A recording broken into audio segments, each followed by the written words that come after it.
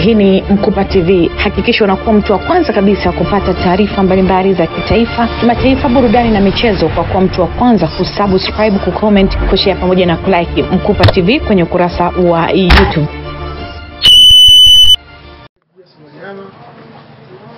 Kiongozi wa mafundisho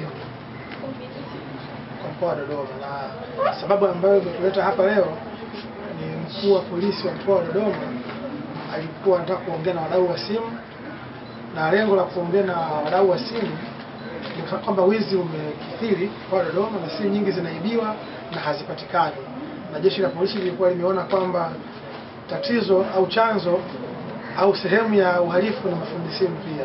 Kwa hiyo kuongea na sisi ajue kama ndivyo ilivyo au sivyo ilivyo. Ndio tulikuwa tunafikao naye hapa ambapo tunaweza kushuhudia kwa habari. Pengine kama mafundi simu sio wahalifu.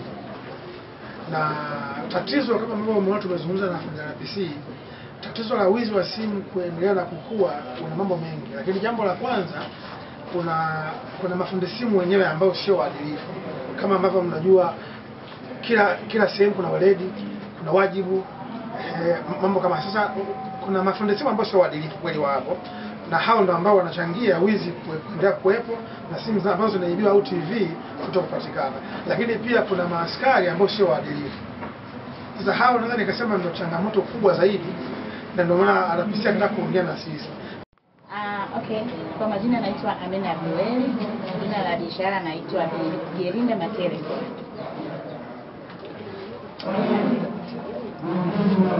Simu ya wizi kwa upande wangu kwa kwanza muonekano wa yule mtu.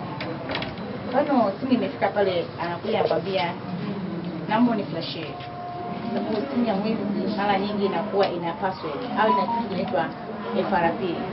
FRP hiyo imetengenezwa kule moja kwa moja kule wanapotengenezea simu, kwamba ile simu ikiingia ikiwa ina FRP, kimezi alikuwa anajaribu kuiflash au kuiset, lakini imemshinda. Imekuja na password ambayo inatarafiwa itolewe. Imefika kwako ataka umflashie. Sababu nyingi zinakuwa za kuflash, za kutengeneza. Ikifika pale namuuliza simu ya nani? Nikamwambia ni ya kwangu. Kiangalia pale kwenye kioo au screen ya kioo haina chochote zaidi ya kuandika ile FRP. Inataka iruhusu ile simu iondoke moja kwa moja, ifunguke. Kimuuliza mara mbili na nikiangalia muonekano yule mtu kidogo na jaribu doubt naweza nikamsaidia mwingine, lakini mwingine nikimuona na doubt zaidi namwacha. Jina langu ni Kadaya Baruje, ni meneja wa kitengo cha masuala ya wateja na watumiaji wa Mamlaka ya Mawasiliano Tanzania. Mamlaka ya Mawasiliano Tanzania kama tunavyofahamu ndio taasisi ya umma iliyopewa jukumu la kusimamia sekta ya mawasiliano.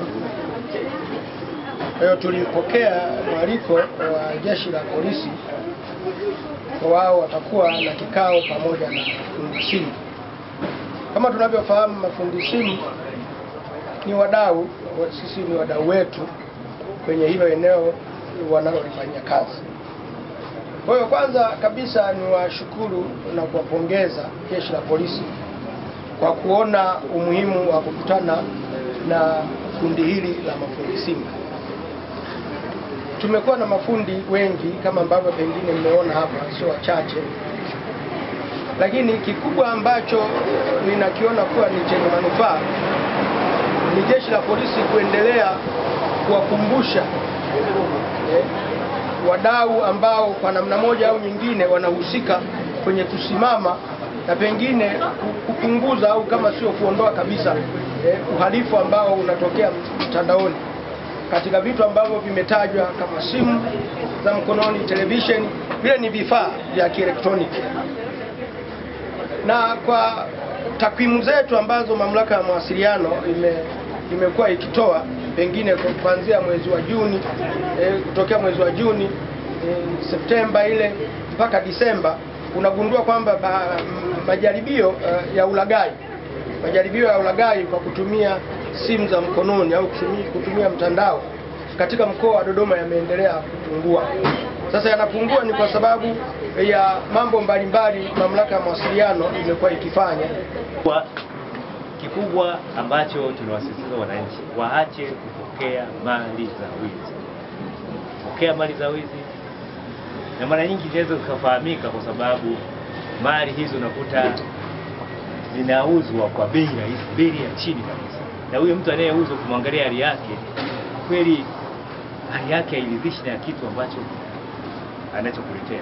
Kwa mfano kitu cha thamani ya shilingi milioni 3, mtu anamuuzia mtu shilingi 50,000. Sasa mtu lazima ajiulize. Ndio maana ule mfumo ambao tumeutengeneza wa kielektroniki utasaidia kubaini kwamba nani alimuuzia, nida yake ni ipi, kwa hiyo inaweza kufuatilia.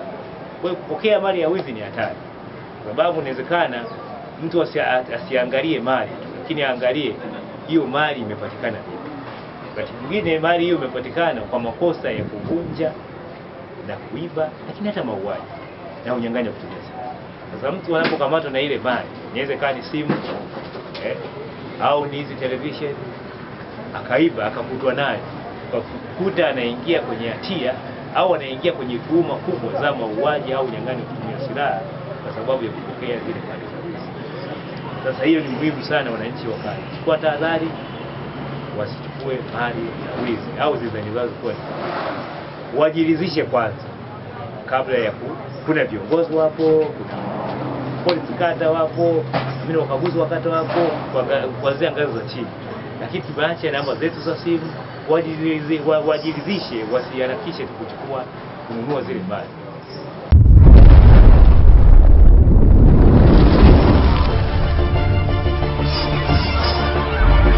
Hii ni Mkupa TV. Hakikisha unakuwa mtu wa kwanza kabisa kupata taarifa mbalimbali za kitaifa, kimataifa, burudani na michezo kwa kuwa mtu wa kwanza kusubscribe, kucomment, kushare pamoja na kulike Mkupa TV kwenye ukurasa wa YouTube.